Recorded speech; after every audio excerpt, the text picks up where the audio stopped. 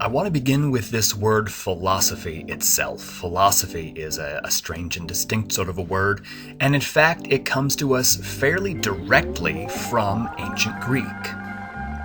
The Greek word is philosophia. This word has been used in pretty much exactly this form since the very beginning. Now, in Greek, philosophia is a compound word. The first part of that word is the verb philein.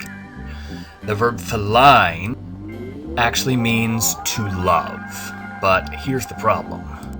Ancient Greek has at least 3 totally different words for love, and so, like anything, if you have multiple words in some other language that just translate through to the exact same word in English, it means we're losing a little bit of the nuance. So maybe the best way to tell you what philein means is to tell you how it's different from these other 2 major kinds of love.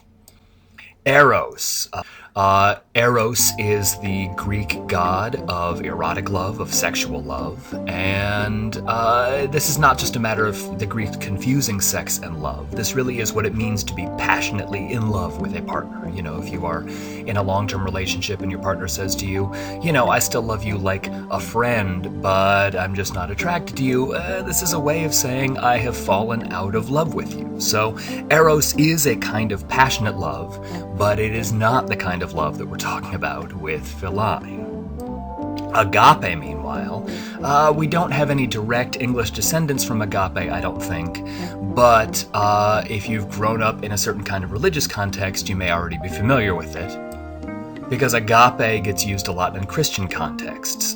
For example, that very famous passage from the book of John, for God so loved the world, the word there is agape. That is a word meaning love in the sense of a sort of selfless love, the love that we think parents are supposed to have for children, the love that you should have for family members, you know, your very best friend, that kind of selfless love where you put the other person first.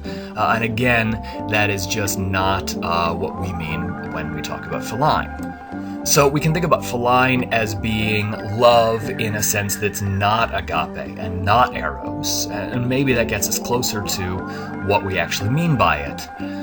Furthermore, the suffix phile in English comes directly from philein, and so if I tell you, for example, that I am a bibliophile, what does that mean? Well, I'm telling you that I love books. But what does it mean to love books? What does it mean to love a TV show? What does it mean to love football? What does it mean? I mean, so in any of these cases, this is not a matter of putting something else before yourself in that agape sense, that sort of selfless love, but nor is it a matter of erotic attachment. You wouldn't say you're turned on by football, just that you love football, or love books, or love chocolate.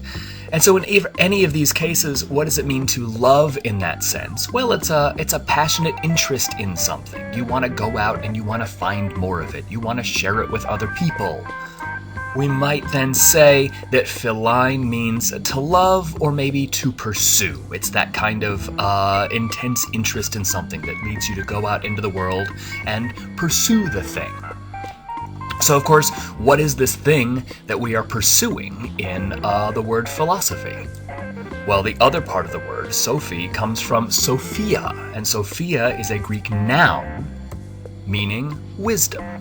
So if we were to put this all together, the word philosophy literally means the love of wisdom or the pursuit of wisdom.